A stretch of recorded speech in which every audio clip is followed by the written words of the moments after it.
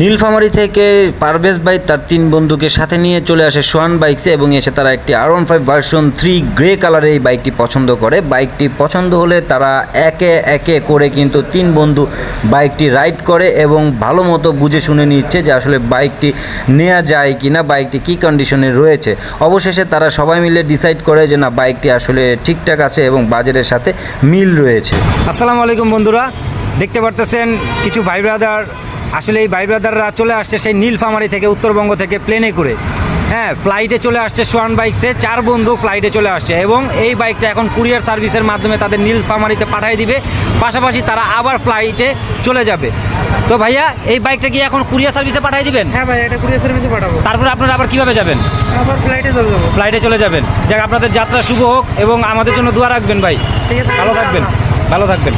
তো এই যে আমার ভাইয়ারা কিন্তু চলে যাচ্ছে কুরিয়ার সার্ভিসের মাধ্যমে এই বাইকটি পাঠিয়ে দিয়ে কিন্তু